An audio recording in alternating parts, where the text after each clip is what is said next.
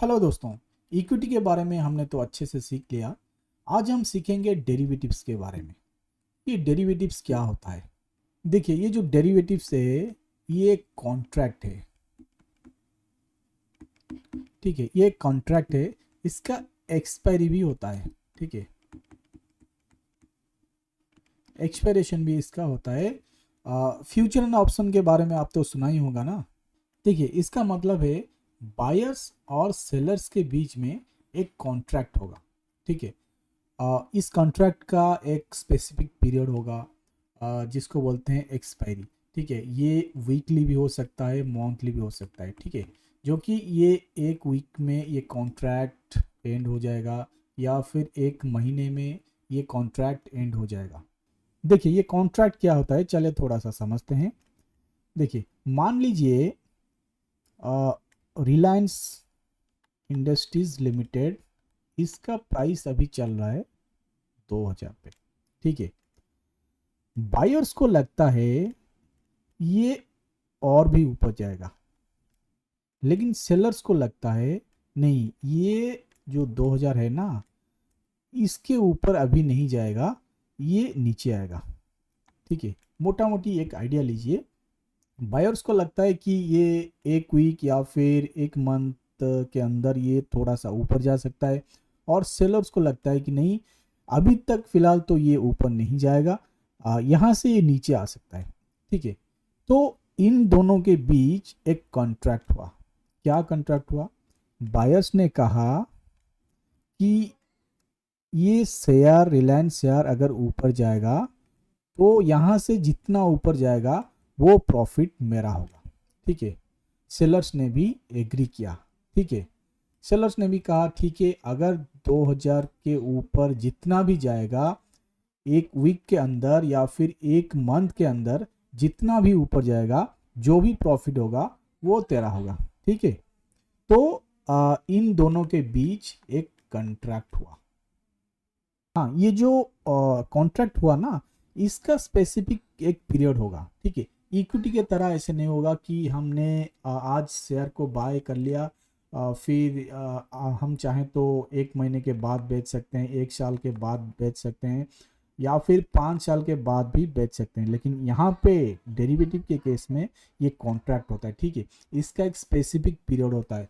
मान लो weekly expiry हो सकता है या फिर मंथली एक्सपायरी हो सकता है। ठीक है, और कॉन्ट्रैक्ट से पहले इसको डिसाइड करना है, ये इसका टाइम पीरियड इसको बायर्स को डिसाइड करना है।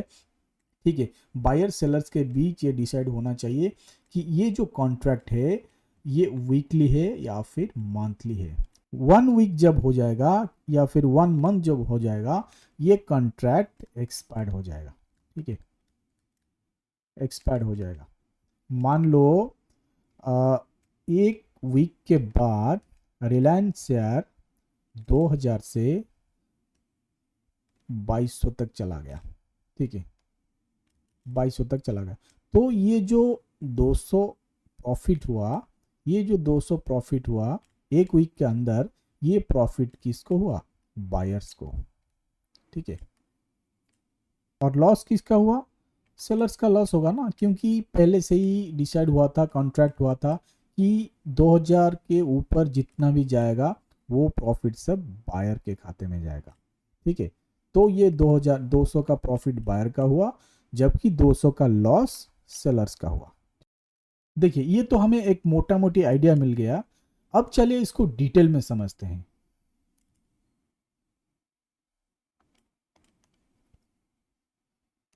देखिए, हमने जो प्राइस लिया था रिलायंस इंडस्ट्रीज का, ये था उसका शेयर प्राइस।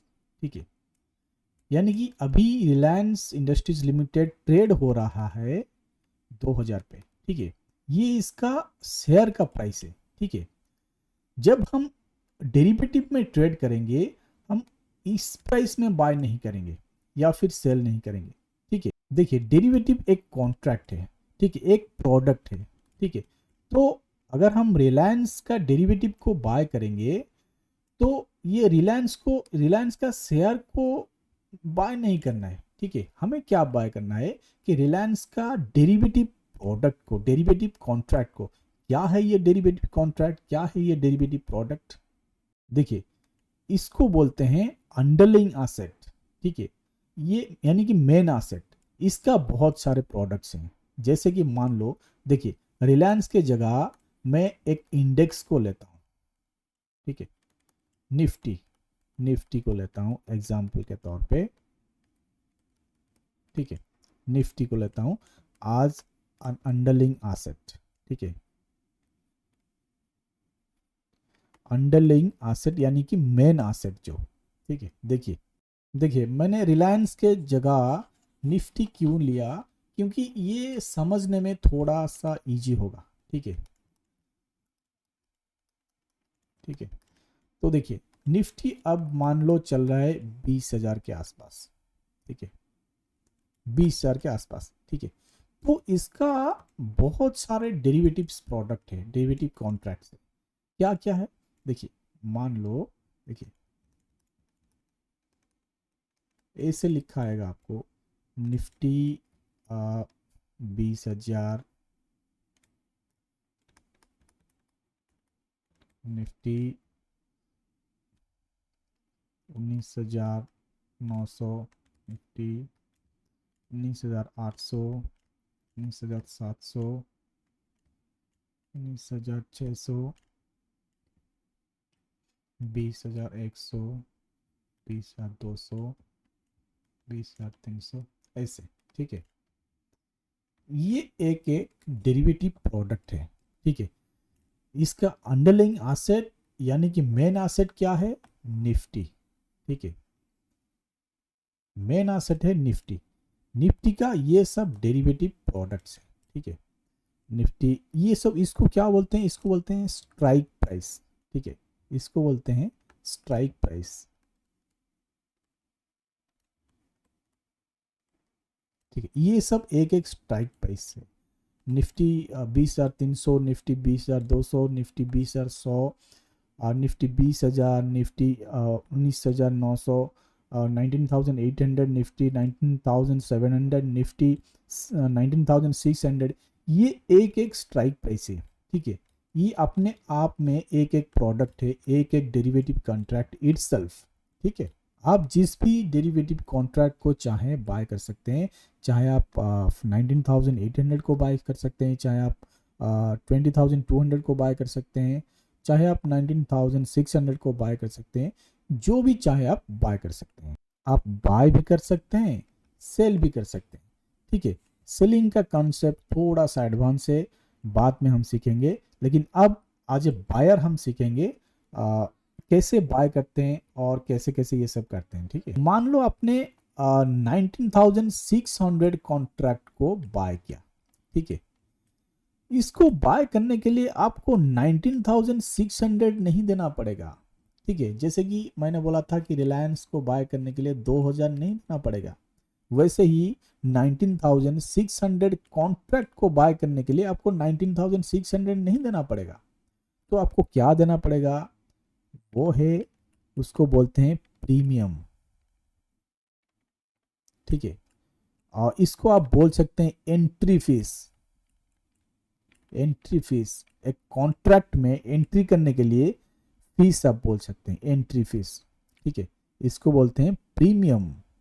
ये कॉन्ट्रैक्ट को, इस कॉन्ट्रैक्ट में एंट्री करने के लिए हमें प्रीमियम देना पड़ता है। मान लो इसका प्रीमियम का प्राइस है 200, इसका है 190, इसका है 180, इसका 170, 160, 150, 140, 130, ठीक है।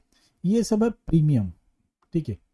अगर हमने खरीदा 19,600, ठीक है, ये स्ट्राइक प्राइस हमने खरीदा, तो 130 रुपीज़ देना पड़ेगा एज प्रीमियम, ठीक है। एज अ प्रीमियम हमें 130 रुपीज़ पे करना पड़ेगा, ठीक है। अब चले देखते हैं डेरिवेटिव में ट्रेड कैसे करते हैं। देखिए, इसको बोलते हैं स्ट्राइक, ठीक है।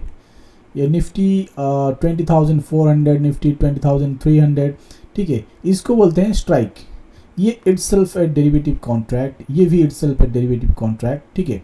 ये सब एक एक डेरिवेटिव प्रोडक्ट है या डेरिवेटिव कॉन्ट्रैक्ट है, ठीक है। और इसको बोलते हैं प्रीमियम, ठीक है।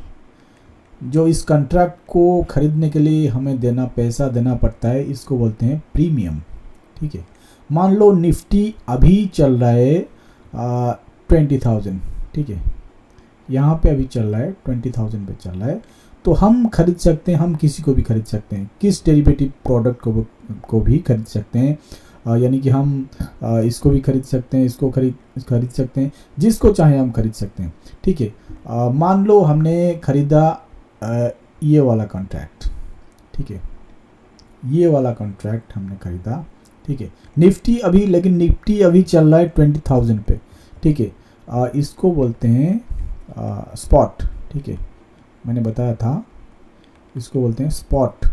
ठीक है, तो मान लीजिए हमने खरीदा 20,200 स्ट्राइक। ठीक है, तो इसको खरीदने के लिए हमें कितना देना पड़ेगा? 100 रुपीज़ देना पड़ेगा। ठीक है, क्योंकि इसका प्रीमियम का प्राइस तो 100 ही है। देखिए, यहाँ पे एक इम्पोर्टेंट चीज़ नोट कीजिएगा, जब हम इक्विटी में ट्रेड करते थे तब हम एक शेयर भी बाय कर सकते थे। ठीक है, लेकिन यहाँ पे वो नहीं हो सकता है, यहाँ पे लॉट के हिसाब से बाय किया जाता है। इक्विटी में मान लीजिए एक रिलायंस का शेयर है। ठीक है, रिलायंस का प्राइस मान लीजिए चल रहा है 2,000 पे, तो हम एक शेयर भी खरीद सकते हैं। ठीक है, जितना भी चाहें उतना भी खरीद सकते हैं। ठीक है, एक शेयर खरीद सकते हैं, 2 शेयर खरीद सकते हैं, लेकिन यहाँ पे नहीं हो सकता, यहाँ पे लॉट के हिसाब से हमें खरीदना पड़ेगा।